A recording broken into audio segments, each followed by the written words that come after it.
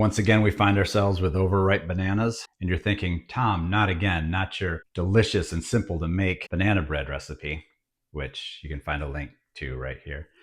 I thought about it, to be honest. Yeah, I was going to make banana bread, but then I thought maybe there's something more to life than banana bread. And so I went to my pal, ChatGPT, and asked, what can I make besides banana breads with these overripe bananas? And ChatGPT came back with this.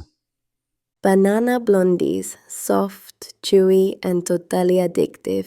Okay, two disclaimers. One, I don't know why ChatGPT uses that voice. And two, I've never made this before. So let's give it a shot. It looks pretty simple. The recipe calls for half a cup of melted butter, which is 1 stick. So I know that all you regular viewers know how I like to melt the butter in the toaster oven, but let me show the new viewers how we do it. So there's nothing particularly difficult or creative about how I do this. The one thing I'm not doing is putting it in the microwave and trying to melt it, because when you put it in the microwave and try to melt it, it tends to explode and make a huge mess. And then you're spending more time cleaning up after yourself than you are making these brownies. So all I'm doing is chopping these up into little pieces, because of course little pieces will melt faster than big pieces, something about surface area. And I put it into this glass bowl.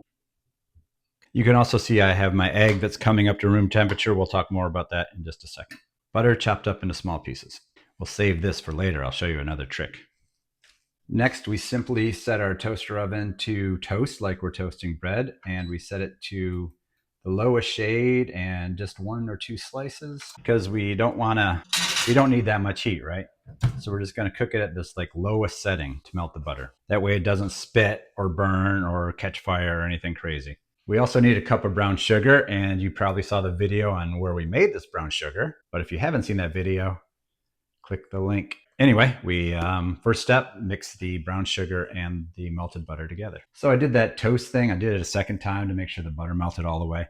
Remember, key point that I always bring up, this glass bowl is really hot, so don't just reach in there and grab it. You'll only make that mistake once. We combine 1 cup of brown sugar with our half cup of eggs. Oh, I don't have a full cup. This is a half cup measure. I was just going to do it twice.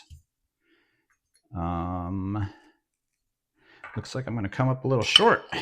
You know what, team? I'm willing to bet that even though we should be using a full cup, 3/4 of a cup is probably plenty of sugar.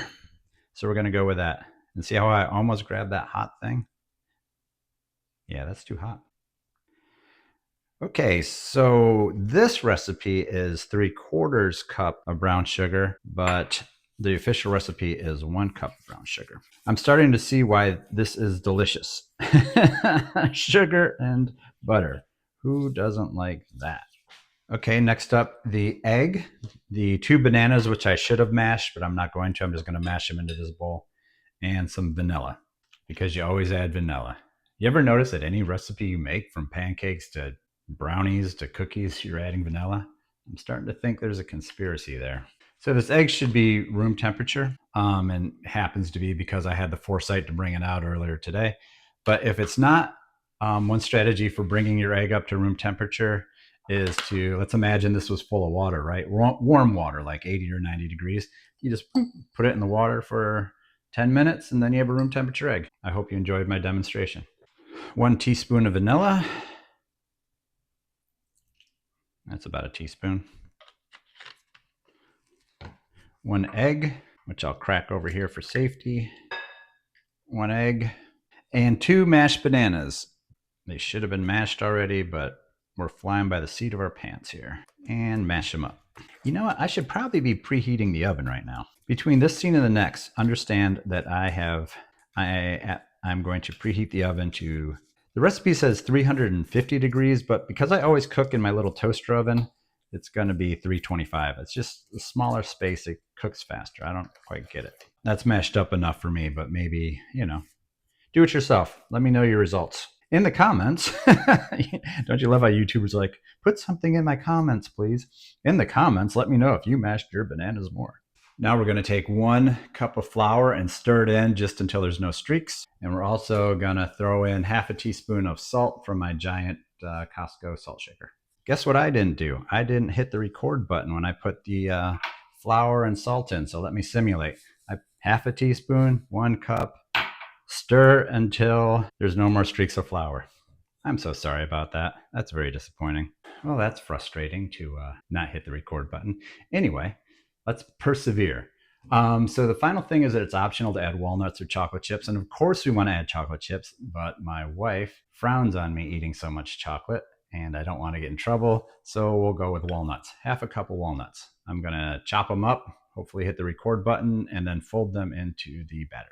Did you ever forget to hit the record button while making a YouTube video? Put your answer in the comments. No, don't put your answer in the comments because I know none of you would have done that. All right, let's fold this in. Fold means to just, get some batter and fold it over. Fold it like it's a piece of paper, like it's a t-shirt. Now we put it into our 8x8 pan and put it in the toaster oven. Remember in the beginning of the video, I said I was going to show you a trick with this butter wrapper? Here's the trick. It still has butter on it, right? You can use it to grease the pan. Pretty cool, huh? We don't waste anything around here. We'll cook that for about 25 minutes, but we'll keep an eye on it and use your nose and smell if it's burning. Okay, let me clean all this mess up. Well, it smells really good. I don't know if it's cooked though. It doesn't really look cooked. Huh, I guess it is. Since this is the first time I'm making it, I'm just gonna assume that's done. The edges look kind of done. All right, let's let it cool off.